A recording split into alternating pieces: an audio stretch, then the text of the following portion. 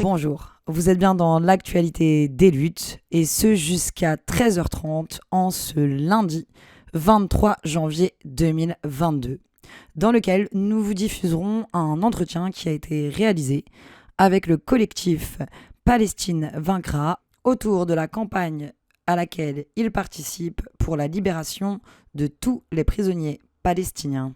On vous laisse écouter cet entretien qui sera entrecoupé de prises de parole et de témoignages que nous avons pu récolter sur la page YouTube du collectif Palestine Vaincra. Bonne écoute. Eh bien bonjour. Bonjour. Est-ce que tu peux commencer tout simplement par te présenter s'il te plaît ? Oui, je m'appelle Tom Martin, je suis porte-parole du collectif Palestine Vaincra, une organisation de soutien au peuple palestinien qui est basée à Toulouse. Est-ce que tu peux nous présenter un tout petit peu, puisqu'on va pas mal discuter là tous les deux, quelle est l'organisation Palestine Vaincra, un peu son objectif, et puis aussi vu qu'on va en parler, est-ce que tu peux aussi nous présenter le collectif Samidoun ? Alors le collectif Palestine Vaincra, c'est une organisation de soutien au peuple palestinien qui a été fondée à Toulouse en 2019. Elle a pour vocation de soutenir la résistance palestinienne face à l'occupation, la colonisation et l'oppression. Elle soutient notamment la libération de la Palestine, de toute la Palestine, de la mer au Jourdain. Elle soutient le droit au retour de l'ensemble des réfugiés palestiniens sur leurs terres. Et elle exige évidemment la libération de l'ensemble des prisonnières et prisonniers palestiniens, et notamment un prisonnier de la cause palestinienne qui est détenu en France, qui est Georges Ibrahim Abdallah. Georges Ibrahim Abdallah, il est emprisonné en France depuis plus de 38 ans, alors qu'il est libérable depuis 1999. Le collectif Palestine Vaincra, il est membre d'un réseau international qui s'appelle Samidoun, un réseau de solidarité avec les prisonniers palestiniens. Samidoun existe en région parisienne et aussi dans une quinzaine de pays, en Europe, en Palestine, en Amérique du Nord, au Brésil, en Iran, etc. Et le réseau Samidoun a pour vocation de soutenir les prisonniers palestiniens, de les soutenir pas comme pas seulement comme des victimes d'une politique arbitraire israélienne, mais aussi de les soutenir en tant que leaders de leur peuple, en tant que combattants de la résistance. Voilà, donc on a à cœur de notamment promouvoir leurs paroles, traduire leurs écrits, relayer leurs actions et leurs initiatives. Et c'est dans ce cadre, par exemple, que Samidoun a initié une semaine internationale de mobilisation pour la libération d'Ahmed Sadat et de tous les prisonniers palestiniens. Alors justement, c'est aussi à ce sujet-là qu'on se parle aujourd'hui, puisque on est en pleine campagne. Là, tout de suite, c'est sur cette semaine de campagne de libération qu'on se parle. Alors, est-ce que tu peux nous présenter un petit peu cette campagne, déjà généralement, et puis après, peut-être on s'arrêtera aussi sur qui est Ahmed Sadat. Alors, Samidoun, comme chaque année depuis une dizaine d'années, a initié une semaine internationale d'action pour la libération d'Ahmed Sadat et de tous les prisonniers palestiniens du 14 au 24 janvier. Cette année, elle est soutenue par plus de 220 organisations à travers le monde, dans une vingtaine de pays.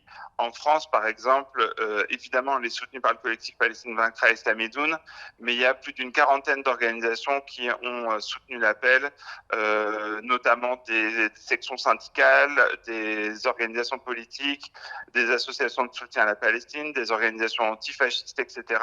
Donc il y a un large panel d'organisations qui ont uni leurs voix pour exiger la libération d'Ahmed Sadat. Donc Ahmed Sadat, c'est le secrétaire général du Front populaire de libération de la Palestine, et il a été arrêté le 15 janvier 2002 par l'autorité palestinienne dans le cadre de sa coordination sécuritaire avec l'occupation israélienne. Ce qu'on lui reprochait, c'est d'être un leader de la résistance palestinienne. Depuis 2002, il a donc été emprisonné dans une prison palestinienne, la prison de Jéricho, sous la garde de soldats britanniques et états-uniens. En 2006, l'armée israélienne a envahi la prison et a enlevé Ahmed Sadat, considérant qu'il y avait des risques pour une prochaine libération, notamment en lien avec les élections palestiniennes. Et finalement, il sera condamné le 25 décembre 2008 à 30 ans de prison, simplement parce que c'est un leader politique de la résistance palestinienne. Et donc aujourd'hui, soutenir Ahmed Sadat, c'est soutenir la résistance, et c'est aussi dénoncer l'occupation israélienne, évidemment, mais ses complices, en l'occurrence les puissances occidentales et l'autorité palestinienne. Nickel. Est-ce que tu peux nous présenter ce que va mettre en avant cette organisation à laquelle il appartient en ce moment? Par exemple, quelles sont un peu les revendications, les luttes de l'organisation du Front de libération palestinien? Alors le Front populaire de libération de la Palestine, c'est une organisation qui a été fondée en 1967, donc qui a une longue histoire et une longue tradition politique de résistance en Palestine, mais aussi dans les camps de réfugiés, en Jordanie, en Syrie, au Liban, etc. Et en fait, cette organisation, donc de gauche, défend la libération de la Palestine, de la mer au Jourdain, et défend une perspective d'une Palestine libre, laïque et démocratique pour toutes et tous. Elle défend ce projet notamment à travers sa participation à la résistance sous toutes ses formes, y compris armée, que ce soit à Gaza et en Cisjordanie. Aujourd'hui, cette organisation, comme l'ensemble des organisations de la résistance palestinienne, est évidemment criminalisée par l'occupation israélienne, mais elle est aussi criminalisée par les puissances occidentales, parce que le Front populaire de libération de la Palestine est considéré, par exemple, comme une organisation terroriste dans les pays de l'Union européenne, aux États-Unis et au Canada. Et ce sont des procédés qui visent à réduire au silence le peuple palestinien et la légitimité de leur résistance, parce que notamment c'est un droit qui est inaliénable, qui est un droit reconnu notamment par les Nations Unies. Les peuples colonisés ont le droit à la résistance sous toutes ses formes. Intervention de Mohamed Khatib, coordinateur européen de Samidoun, lors de la marche pour le retour et la libération de la Palestine, le samedi 29 octobre 2022 à Bruxelles. Hello comrades, we stand here in front of this colonial institution that committed genocide after genocide. Bonjour camarades, nous sommes ici, devant cette institution coloniale qui a commis génocide après génocide, et pas seulement contre les Palestiniens, mais aussi contre tous les peuples du Sud global. Nous sommes donc solidaires en tant que Palestiniens avec vous tous qui êtes présents, et aussi avec tous les peuples du monde qui sont opprimés, et qui ont payé le prix fort de cette lourde machine coloniale, qui se dresse et qui est basée sur notre sang et notre souffrance. Nous nous tenons ici en tant que Palestiniens, aujourd'hui représentant la voie alternative révolutionnaire palestinienne. Nous ne sommes pas l'alternative de la résistance.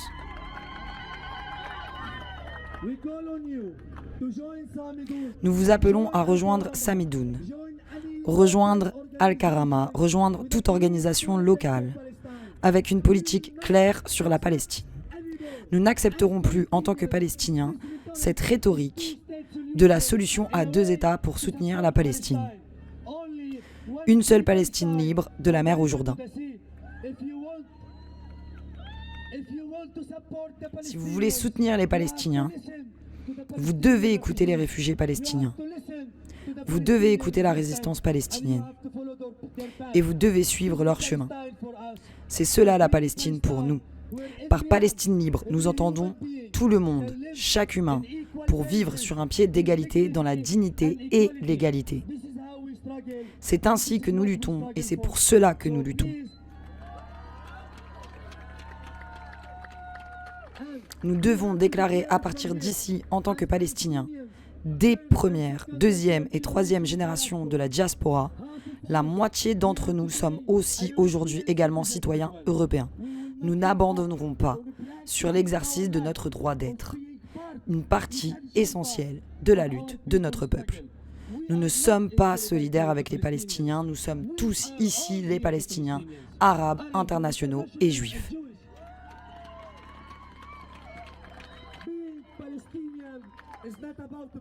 Être palestinien n'est pas une question de sang. Être palestinien, c'est croire dans l'identité de la libération. Nous ne sommes pas des fascistes, nous ne sommes pas des extrémistes, nous croyons en la dignité humaine. Donc être palestinien, c'est croire au droit du peuple palestinien à être libéré. Et ceci n'est pas seulement parce que le peuple palestinien est spécial. Vaincre Israël signifie vaincre les États-Unis. Vaincre Israël signifie vaincre le Canada. Cette colonie qui existe sur le dos des peuples indigènes et des Noirs. Vaincre Israël signifie vaincre cette institution coloniale. Signifie une revanche pour tous les Africains, les Algériens, Marocains, Sahraouis, de deuxième et troisième génération qui sont à Bruxelles. Nous avons construit cette ville et nous sommes toujours confrontés au fascisme et au racisme. Alors nous dirons non à cela, pas seulement en Palestine, mais ici en Europe, là, aux États-Unis et dans les pays arabes. Ensemble, comme le camarade Georges Abdallah l'a dit, nous devons nous rassembler et nous ne gagnerons qu'ensemble. Nous avons un camarade qui s'appelle Sama Idriss. C'est l'un de nos cofondateurs de la Voix alternative palestinienne. Il est décédé à Beyrouth, nous le commémorons ici. Nous n'oublions pas nos camarades et nos martyrs, nous n'oublions pas nos dirigeants qui ont donné de l'argent, du sang et des efforts pour construire le mouvement. Le camarade Sama Idriss avait l'habitude de dire en arabe: si nous abandonnons la Palestine, nous nous abandonnons nous-mêmes. Toujours dans l'actualité des luttes, et on continue de vous diffuser l'entretien réalisé avec Tom du collectif Palestine Vaincra et du réseau international Samidoun.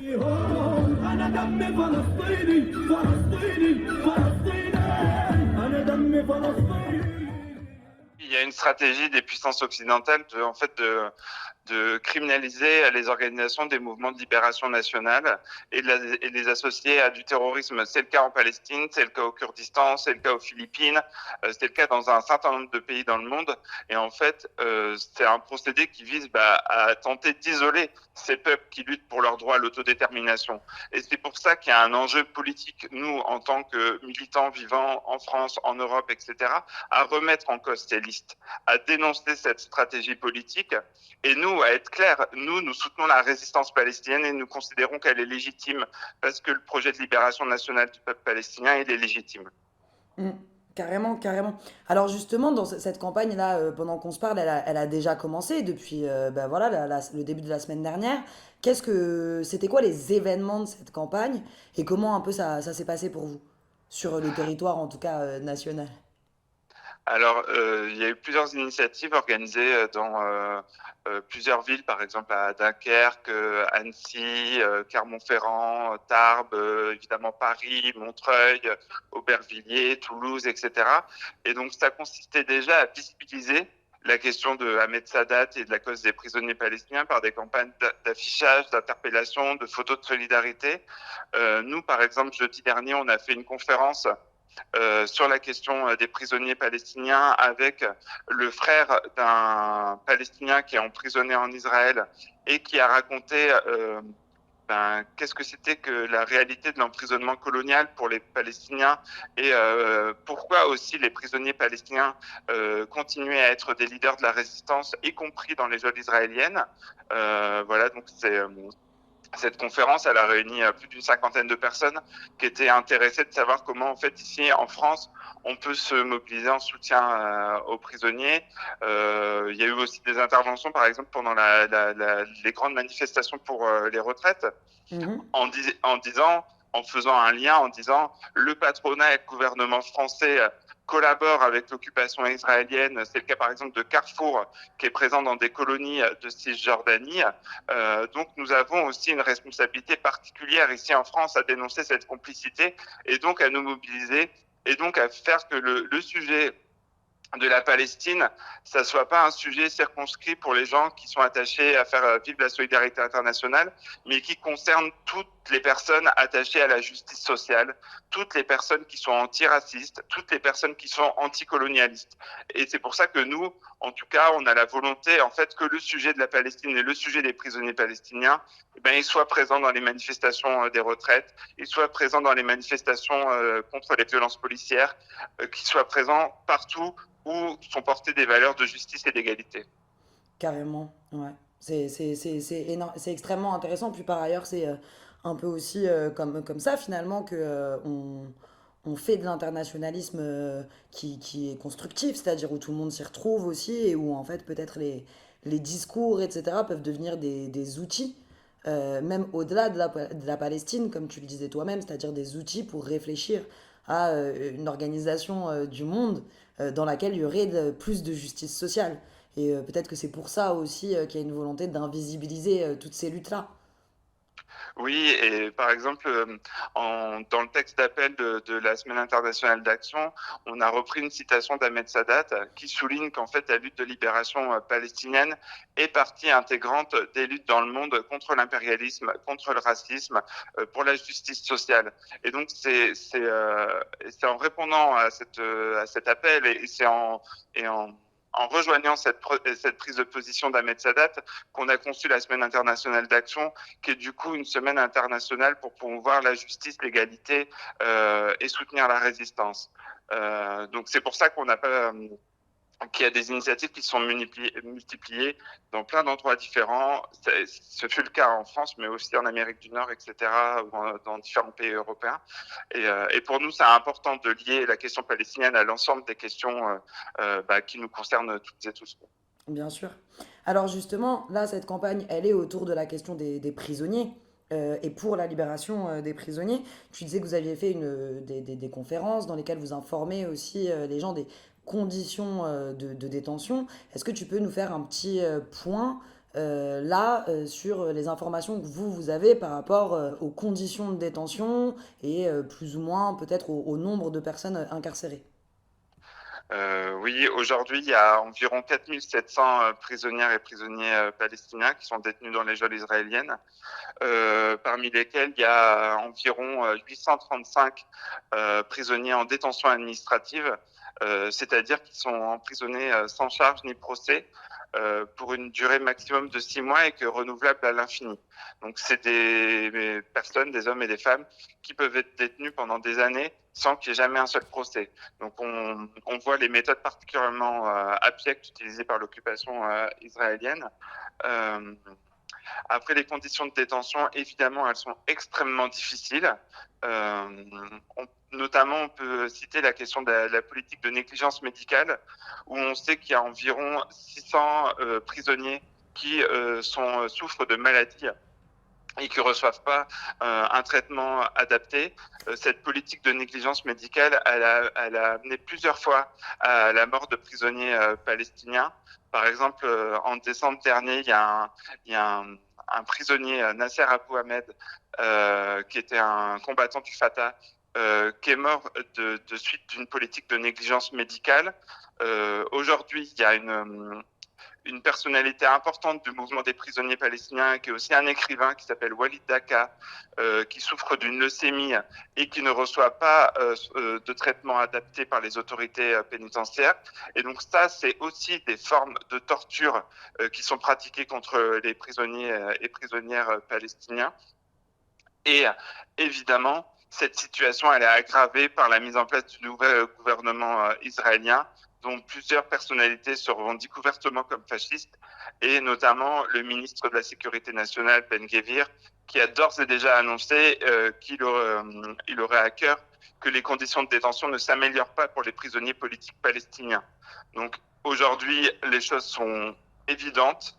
Les prisonniers palestiniens subissent un traitement particulièrement inhumain, brutal, et du coup, nous avons une responsabilité particulière de nous développer la solidarité, de faire connaître leur combat et d'exiger leur libération sans condition, parce que leur emprisonnement à toutes et tous, pour nous, il est légitime. Par rapport à ça, ce que j'ai pu voir aussi, c'est qu'il y avait énormément d'étudiants aussi qui étaient emprisonnés et qu'il semblait qu'il y avait une volonté aussi d'attaquer en fait la jeunesse. Est-ce que vous avez aussi des informations par rapport à ça ou est-ce que c'est une erreur de ma part parce que je manque d'informations?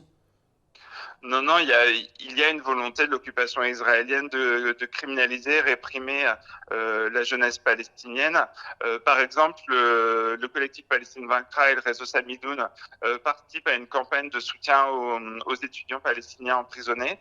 Euh, Juste sur le campus de l'université de Birzeit en Cisjordanie, qui est le principal campus palestinien, il y a chaque année des dizaines d'étudiants qui sont emprisonnés arbitrairement par les autorités coloniales.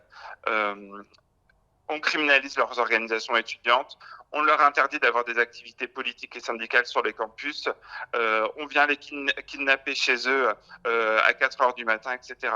Donc, la jeunesse étudiante en Palestine, elle est criminalisée, son droit à l'éducation, il est bafoué. Mais l'occupation israélienne, elle s'attaque aussi à la jeunesse palestinienne à travers le développement d'exécutions extrajudiciaires.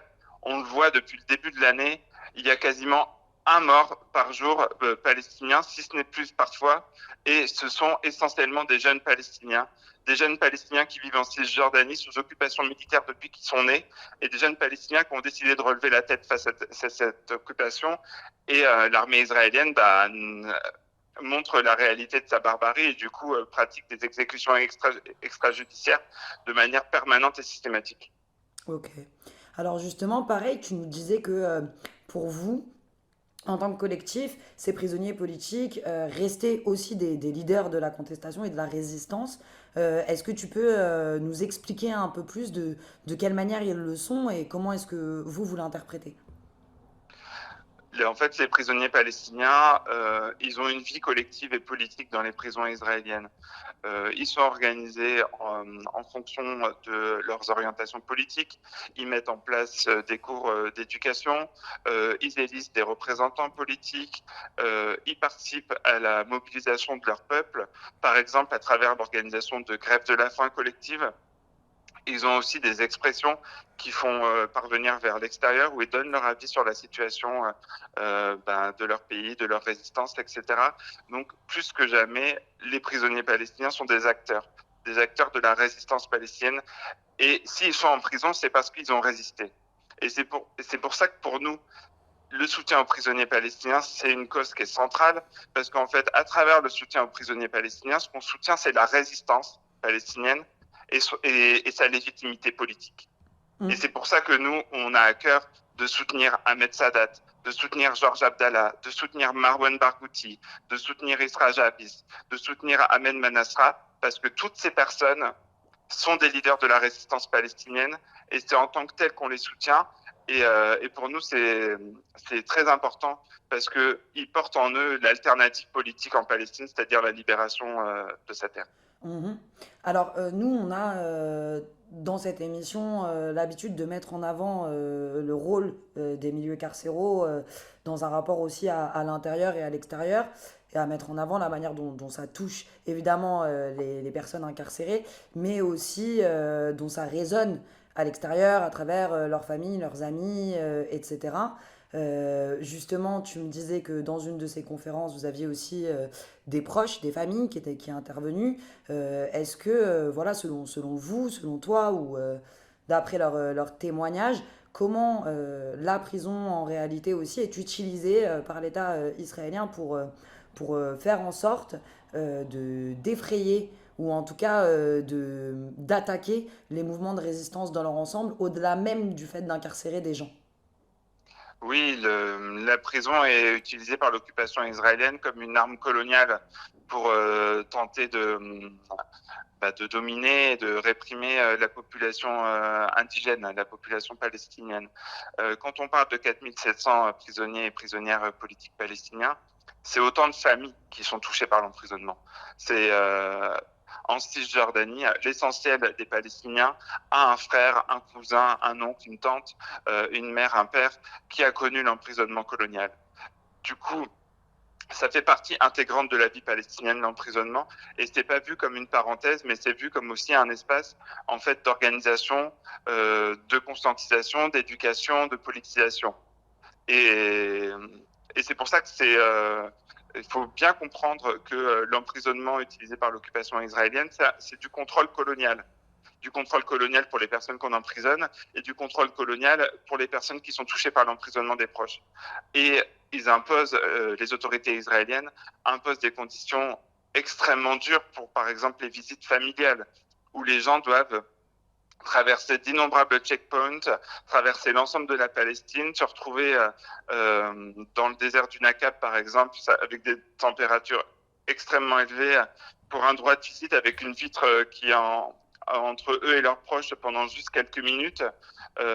Donc voilà, l'emprisonnement touche tout le monde et c'est une arme coloniale. Et c'est pour ça que nous, en tant que militants anticolonialistes, on dénonce cet emprisonnement de masse contre le peuple palestinien.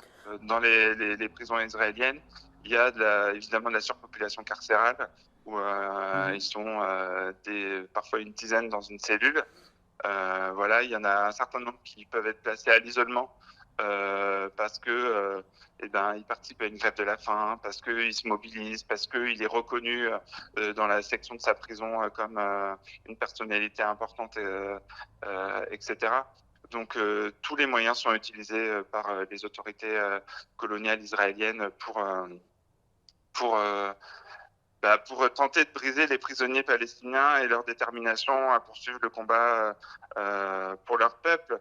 On l'a vu par exemple récemment, Karim Younes et Meir Younes, qui sont des prisonniers palestiniens qui ont été libérés les semaines précédentes, qui ont passé 40 années de prison. Ils sont sortis de prison. Les autorités israéliennes les ont déposés en plein milieu de la nuit à un arrêt de bus pour tenter en fait que le prisonnier ne puisse pas célébrer collectivement avec sa famille, son village, etc. sa libération. Le ministre de la Sécurité intérieure les a menacés de leur enlever la nationalité israélienne parce que ce sont des Palestiniens de 48 et de les expulser vers la Syrie. Donc en fait, on voit que tous les moyens sont utilisés pour tenter de briser la résistance des prisonniers palestiniens. Parce que ce que ne supporte pas Israël, c'est qu'en fait, des combattantes, des combattants, des syndicalistes, des parlementaires, etc., soient en prison, mais qui continuent de résister, qui continuent de soutenir leur peuple et qui continuent d'être droits dans leurs bottes et tête haute face à l'occupation israélienne. Et ça, elle essaye de le briser par tous les moyens possibles, les pressions sur les familles, l'isolement carcéral, l'interdiction des célébrations de libération, etc. Et force est de constater qu'elle n'y arrive pas. Karim Younes, après 40 années de prison, il a déclaré publiquement, en tenant un drapeau palestinien, si je devais redonner 40 années de prison pour mon peuple, je le referais. Et donc c'est ça aussi la détermination, ce qu'on appelle le soumoud palestinien, c'est cette forme de résistance face à la colonisation et l'occupation. Carrément. Alors justement, tu viens de l'évoquer dans la liste des différents outils répressifs qu'utilisait l'État israélien. Donc peut-être réagir un peu par rapport à l'expulsion de Salah Hamouri qui a eu lieu le 18 décembre, si je ne me trompe pas.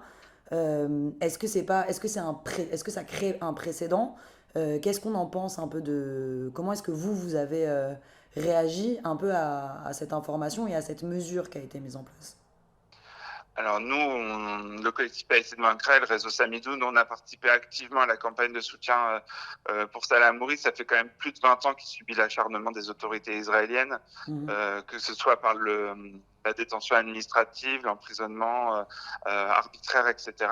Là, ce qui est extrêmement grave, c'est qu'il a été expulsé de sa ville et sa terre natale, de Jérusalem, capitale palestinienne. Et il a été expulsé en se faisant retirer sa carte de résident pour défaut de loyauté à l'État d'Israël. Donc ça, c'est extrêmement grave. C'est d'ailleurs considéré par les Nations Unies comme un crime de guerre. Du coup, ça peut créer un précédent. Parce que l'objectif vis-à-vis de Jérusalem, pour les autorités israéliennes, c'est de développer une politique de nettoyage ethnique des Palestiniens qui y vivent. Et ça passe notamment par le fait de retirer la carte de résident. Parce que les Palestiniens de Jérusalem n'ont pas de citoyenneté palestinienne ou israélienne, ils ont une carte de résident, mais elle est renouvelable et elle est conditionnée à des critères politiques. notamment la loyauté à l'État d'Israël. Donc, c'est une méthode abjecte pour tenter d'expulser un maximum de Palestiniens de sa terre, de sa ville. Et Salah Hamouri en a fait les frais. Il en a fait les frais aussi à cause de la complicité du gouvernement français, qui n'a pas été capable de taper du poing sur la table et de dire aux autorités israéliennes ça suffit. Il n'en a pas été capable parce que Israël est son partenaire stratégique. Il collabore avec eux, ils font de la coopération économique, politique, militaire, diplomatique, etc. Donc, pour nous, c'est pas une surprise. Mais il n'empêche que le combat de Salah Hamouri, aujourd'hui en France, il doit continuer. Il doit continuer pour lutter contre la politique de nettoyage ethnique de Jérusalem et aussi pour défendre le droit au retour des réfugiés palestiniens. Maintenant, Salah Hamouri, c'est un réfugié palestinien comme des millions d'autres en Europe, dans les pays limitrophes autour de la Palestine, en Amérique du Nord et du Sud, etc. Et l'ensemble de ces millions de personnes continuent aujourd'hui d'exiger leur retour dans leur pays parce qu'ils ont été expulsés de manière arbitraire, que ça soit en 48, en 67 ou encore aujourd'hui. Salah Hamouri, le 18 décembre, à sa sortie de l'avion à Roissy. Aujourd'hui, une fois arraché de ma patrie, brutalement, avec cette force occupante, cette force qui continue ce nettoyage ethnique depuis 1948 jusqu'à aujourd'hui. Aujourd'hui, je suis plus convaincu que si cette machine de destruction qui s'appelle Israël recule seulement devant un projet de résistance palestinien. Aujourd'hui, pour moi, la Palestine, c'est une cause et c'est pas la géographie. J'ai changé d'endroit, mais le combat il continue. Avec vous, avec mon peuple, on continue ce combat jusqu'à la libération, l'indépendance et surtout le retour. Et merci encore.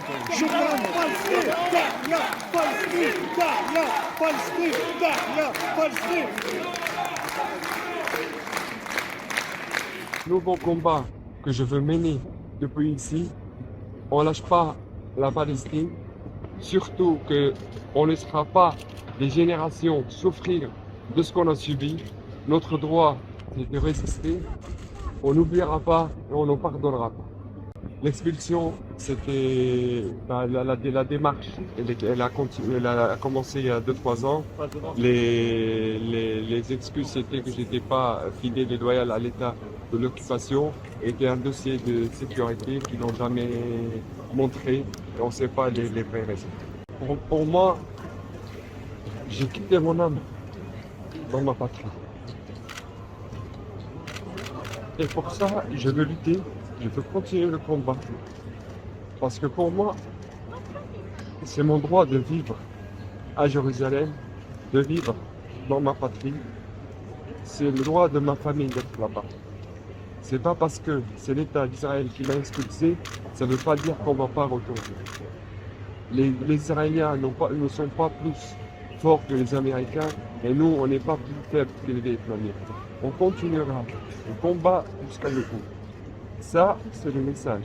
Parce que, comme je l'ai dit, Israël comprend un seul mot, et comprend une seule façon d'exister pour les Palestiniens, c'est de résister. Tant qu'on résiste, ça veut dire on existe. Au moment où on ne résiste pas, on n'existe pas.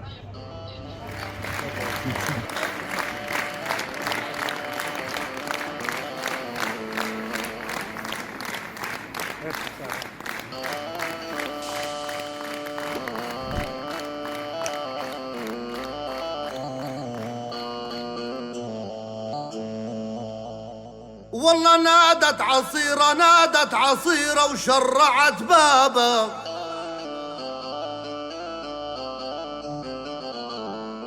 والله نادت عصيرة وشرعت بابه والله وقالت يا مرحبا يا مرحبا يا مرحبا بطلة الغالي هذا بلال ويا عزوة اصحابه ورجالنا يوم الحما ورجالنا يوم الحما رايدها بالعالي. والله يا بلال يوم الكرامة قبل ترابه، والله يا بلال يوم الكرامة قبل ترابه. والله يا رصاص والله يا رصاص من فوق الجبل لالي. أحمد سعادات أحمد سعادات وجيوش العدد هابة. والله ورجال والله ورجال لهموم الوطن شيالي. والله يا ابو علي مصطفى والمجد بكتابه، والله يا ابو علي مصطفى والمجد بكتابه. والله والراح ترخص لا فلسطين ولا ترابها الغالي.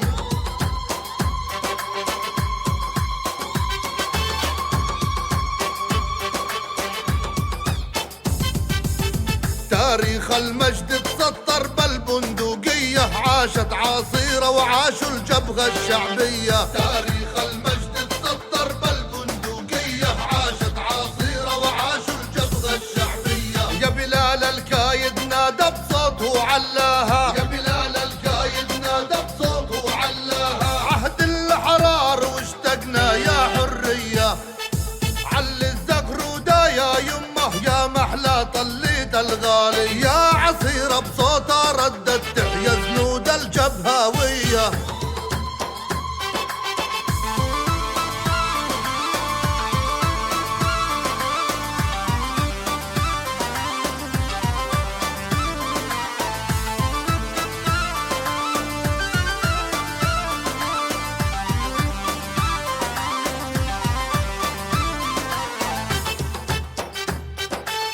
علوا الرايات خلوها بالعلالي، يا بلال الكايد عجبين الشمس لالي. علوا الرايات خلوها بالعلالي، يا بلال الكايد عجبين الشمس لالي. يا عصير الشمالية علي رايات الحرية، يا عصير الشمالية علي رايات الحرية. يا يما رجعوا الأحرار رافعين المعنوية. تاريخ المجد تسطر بالبندقية، عاشت عصيرة وعاشوا الجبهة الشعبية. يا بلال الكايد نادى بصوته علاها، يا بلال الكايد نادى بصوته علاها. عهد الحرار واشتقنا يا حرية.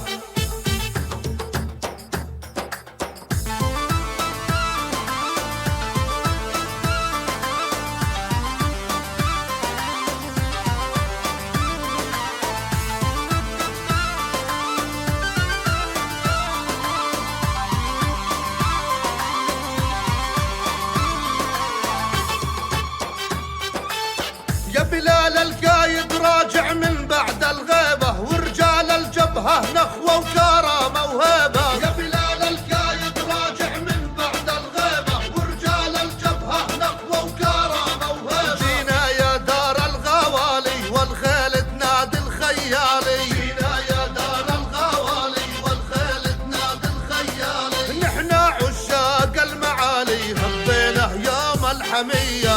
تاريخ المجد تسطر بالبندقية، عاشت عصيرة وعاشوا الجبهة الشعبية. يا بلال الكايد نادى بصوته علاها، يا بلال الكايد نادى بصوته علاها. عهد الحرار واشتقنا يا حرية.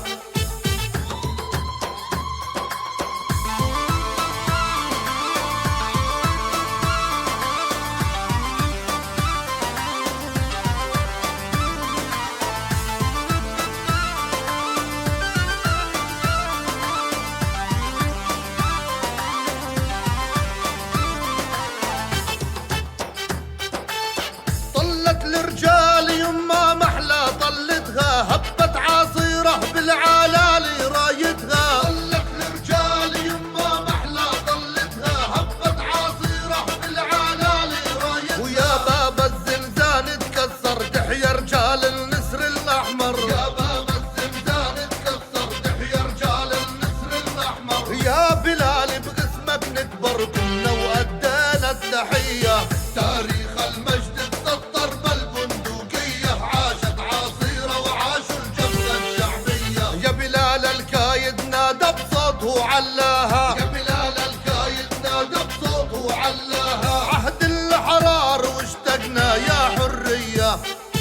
Toujours dans l'actualité des luttes, et ce jusqu'à 13h30 sur fréquence Paris Pluriel 106.3 FM. Et on continue de vous diffuser l'entretien qui a été réalisé avec le collectif Palestine Vaincra autour de la campagne pour la libération d'Ahmed Sadat et de tous les prisonniers palestiniens. Au niveau des informations qui parvenaient même par les grands médias, ce qui nous est venu beaucoup, c'était donc la nouvelle constitution de ce gouvernement d'extrême droite en Israël. Je suppose que vous aussi, c'est quelque chose, même si vous ne le considérez pas de la même manière, qui vous a interpellé. Est-ce que vous en avez discuté dans votre collectif ? Voilà, comment vous avez envie de réagir aussi à tout ça ? Évidemment, c'est extrêmement grave ce nouveau gouvernement. Ça annonce rien de bon pour le peuple palestinien. On parlait de Ben Gvir, qui est quand même une personnalité, c'est un fasciste. Il s'est connu, reconnu, il a été même condamné. Pour autant, la colonisation sioniste de la Palestine, elle s'est notamment en 1948, avec l'instauration de l'État d'Israël et le nettoyage ethnique de 800 000 Palestiniens, c'est la gauche israélienne qui a fait ça. C'est le Parti travailliste.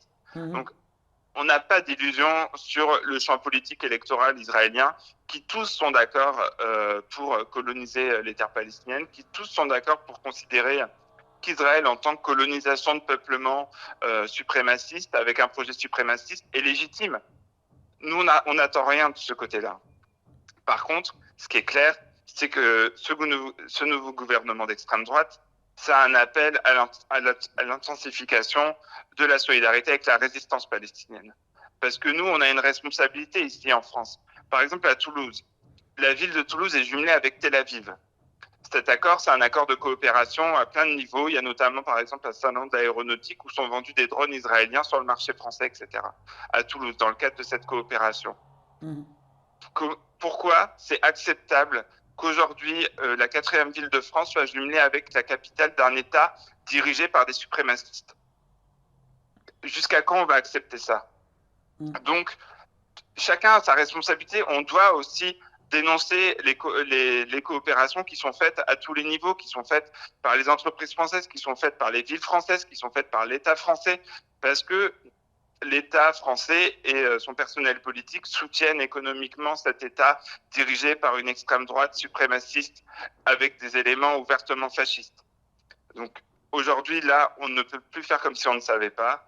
On doit porter ce sujet sur le devant de la scène et arrêter l'hypocrisie sur la question. Soutenir la Palestine, c'est soutenir une cause anticolonialiste et antiraciste, et chacun doit se mobiliser. Finalement, cette radicalisation des gouvernements d'extrême droite, c'est quelque chose qu'on observe par ailleurs à l'international. Ah oui, c'est une évidence qu'il y a un développement de l'extrême droite et du fascisme dans le monde, et que avec ses spécificités particulières, parce que Israël c'est une colonisation de peuplement, et que du coup c'est aussi la construction d'une société coloniale avec une volonté de nettoyage ethnique de la population indigène. Donc il y a quand même des spécificités politiques, mais ça s'inscrit dans un développement international d'idées réactionnaires, racistes, suprémacistes, etc. Et donc évidemment, c'est ce que je disais au début, soutenir la Palestine, c'est pas soutenir une cause isolée. Soutenir la Palestine, c'est soutenir une cause universelle, antiraciste, antifasciste, anticolonialiste. Carrément. Et alors justement, pour voir un peu face à ça, où est-ce qu'en est un peu même l'autorité palestinienne ? C'est quoi le contexte là de la Palestine ? L'autorité palestinienne, donc c'est une autorité qui a été mise en place après les accords d'Oslo en 1994, et c'est une autorité qui collabore avec Israël, qui collabore notamment à travers la coordination sécuritaire. Cette coordination sécuritaire qui a permis l'arrestation d'Ahmed Sadat en 2002. C'est dans le cadre de cette coordination qu'il a été arrêté par l'autorité palestinienne. Pour nous et pour bon nombre de Palestiniens, on considère l'autorité palestinienne comme faisant partie du problème et pas de la solution. C'est une autorité donc qui collabore, c'est une autorité qui est corrompue, c'est une autorité qui emprisonne aussi des Palestiniens et des membres de la résistance palestinienne. C'est une autorité qui a par exemple assassiné en 2021 un militant anticorruption, Nizar Banat. Voilà la réalité de l'autorité palestinienne. Donc nous, on n'a rien à attendre de ce côté-là. L'autorité palestinienne fait partie du problème. Et donc, quand on soutient Ahmed Sadat, c'est aussi de cette manière-là dénoncer la coordination sécuritaire de l'autorité palestinienne avec l'occupation israélienne. Alors justement, si ça fait partie du problème, c'est quoi un peu, histoire de se donner un petit peu de force, à votre avis, qu'est-ce qui fait un peu partie des solutions? Nous, c'est clair, ce qui fait partie de la solution, c'est la résistance du peuple palestinien sous toutes les formes qu'elle considère légitimes et le développement de la solidarité internationale. Ça fait plusieurs mois qu'on voit notamment ces jordanistes développer des nouvelles organisations comme la Fosse au Lion, comme les brigades de Jenin, qui sont des organisations de résistance qui regroupent la jeunesse palestinienne de manière transpartisane. Ce sont des petites organisations, mais elles ont fait trembler l'occupation israélienne. Parce que l'occupation israélienne, c'est qu'en fait, la situation est extrêmement tendue, que c'est quand même une poudrière, que les gens sont quand même déterminés à vivre libre, et du coup, qu'il suffit d'une étincelle pour que la situation devienne explosive et incontrôlable pour les autorités israéliennes. Donc, pour nous, l'avenir, il est dans le soutien à cette résistance. Et il faut qu'on ait un discours clair et sans concession. La résistance, elle est légitime, et elle est légitime jusqu'à la libération de la Palestine de la mer au Jourdain, parce que c'est la seule alternative juste et durable pour les peuples de cette région. Ce n'est pas possible aujourd'hui de considérer comme légitime une colonisation de peuplement basée sur le nettoyage ethnique et l'apartheid. Comme on en revenait aussi un petit peu sur les potentielles résistances, je voulais en profiter pour te poser la question, une fois de plus, puisque on a souvent les éclairages des médias français, des grands médias, qui nous donnent qu'une seule partie en réalité des informations face à ce gouvernement qui n'a jamais été autant d'extrême droite en Israël. On a aussi vu, on a entendu parler du fait qu'il y avait des manifestations contre ce gouvernement de la part des Israéliens eux-mêmes.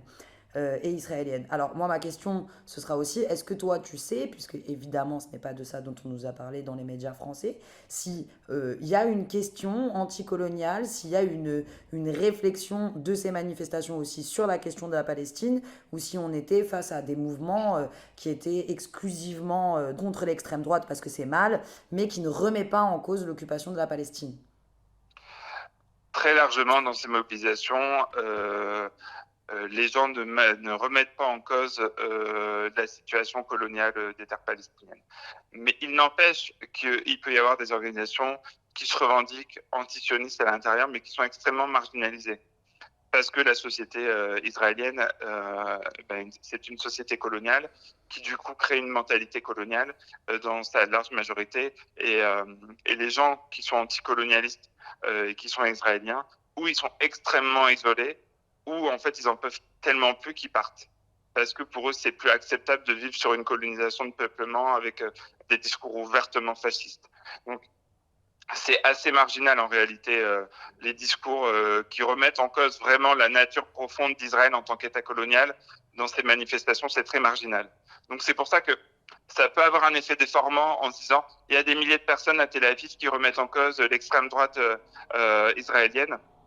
Mais ces gens, dans leur grande majorité, ne remettent pas en cause la création d'Israël et l'expulsion de 800 000 Palestiniens dans le cadre de son nettoyage ethnique, dans le cadre de la création d'Israël.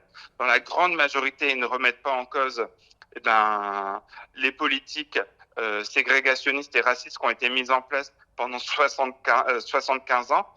Donc, honnêtement, pour nous, ces mobilisations, dans leur grande majorité, ce ne sont pas des mobilisations de nature anticolonialiste.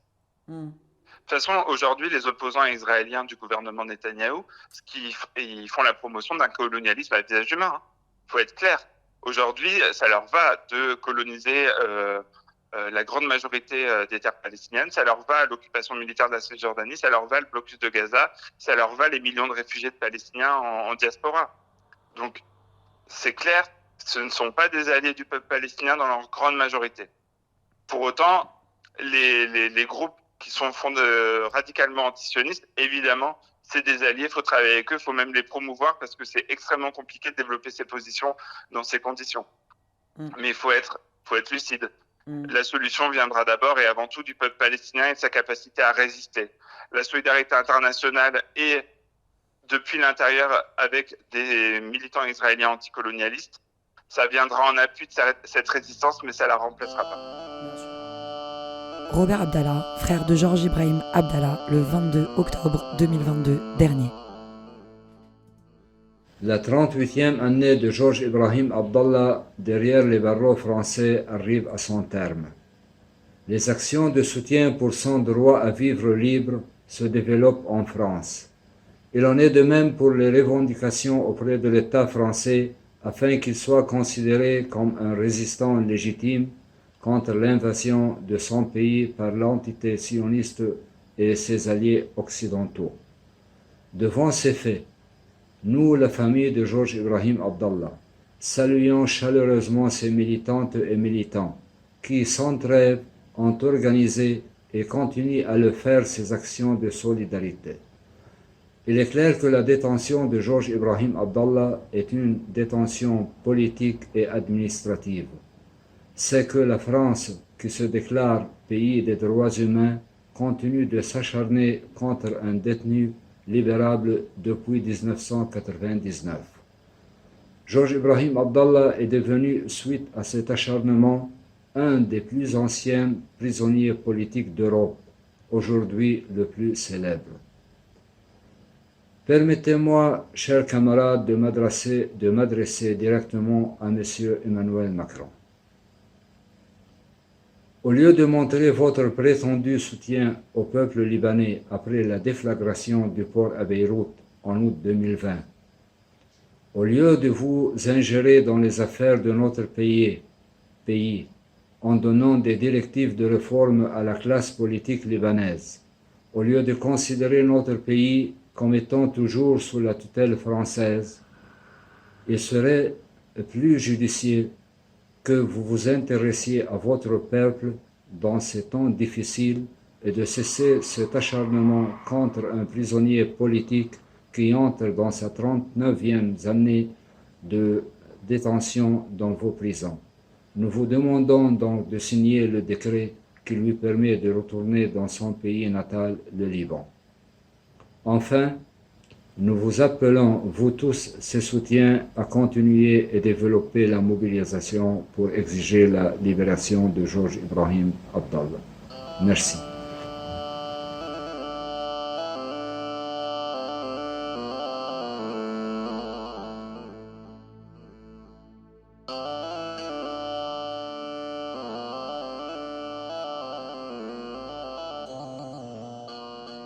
Alors, tu évoquais le blocus de Gaza et on évoquait l'augmentation des tensions. Alors, forcément, une des choses dont on a entendu parler, pareil, c'est cette espèce de risque d'augmentation des tensions et le retour de violence à Gaza dans les médias.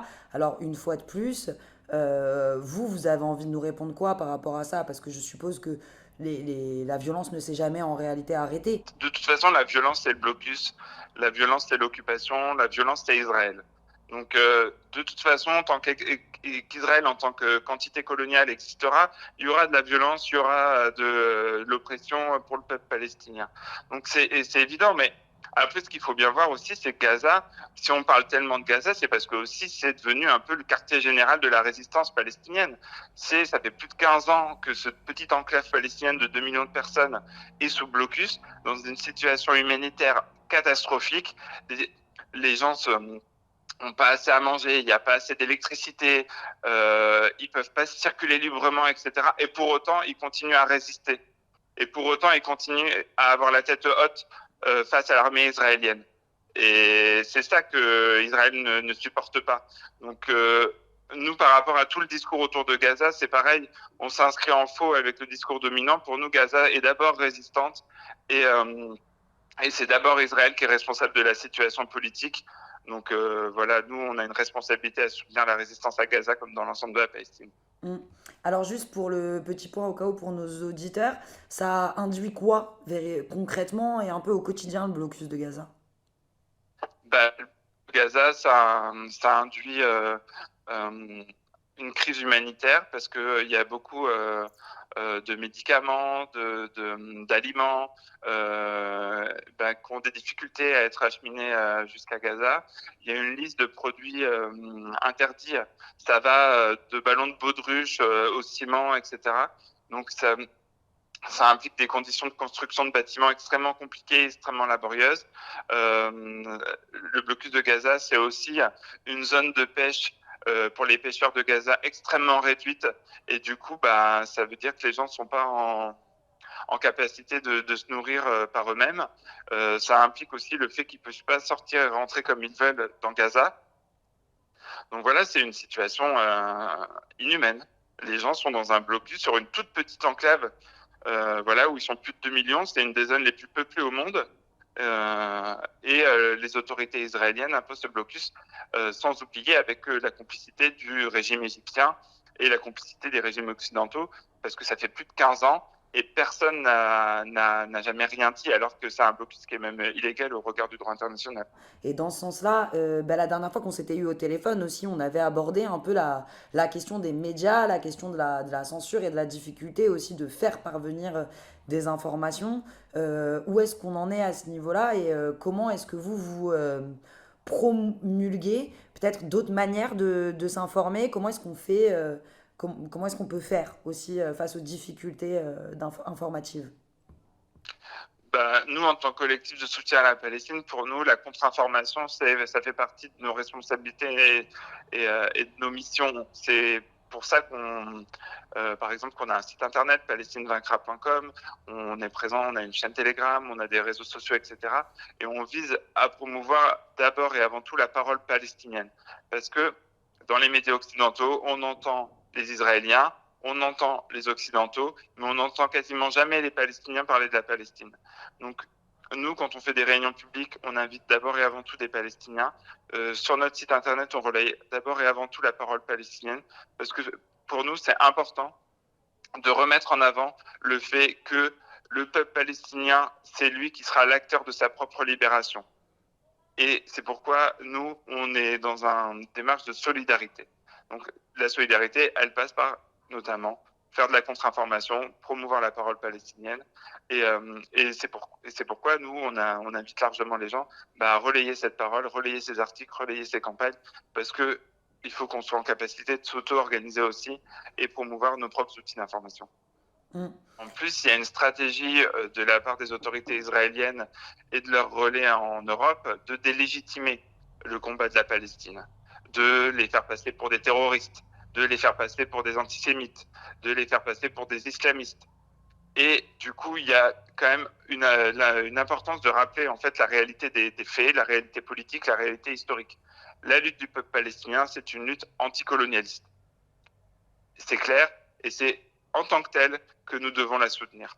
Et il faut s'inscrire en faux avec toutes ces stratégies pour tenter de délégitimer et de réduire au silence la parole palestinienne et ses soutiens. Et c'est pourquoi c'est évidemment important de se former, d'apprendre sur l'histoire palestinienne. Et du coup, nous aussi, on se donne aussi comme objectif de promouvoir avec des articles qui expliquent simplement la réalité sur place, qui expliquent simplement l'histoire de la colonisation sioniste de la Palestine, qui explique aussi la responsabilité de la France dans cette histoire, puisqu'on nous dit souvent qu'on importe le conflit, alors qu'en fait c'est le gouvernement français et ses amis britanniques qui ont exporté la colonisation dans cette région du monde. Donc voilà, on a une responsabilité aussi vis-à-vis de ça. Ouais, remettre les choses dans le bon ordre. Oui. Bon, alors, écoute, merci beaucoup pour ce panorama, quand même assez déjà fourni. On est au terme bientôt de cet entretien. Alors, pour finir, est-ce que tu aurais quelque chose à rajouter, un message à faire passer, un poème à nous lire?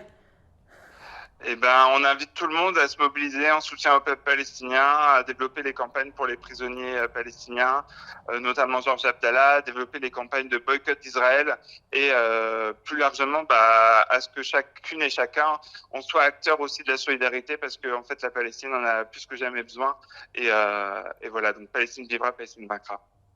Merci beaucoup. Merci. Vous retrouverez toutes nos émissions sur Dip, trip, flip their teacher out.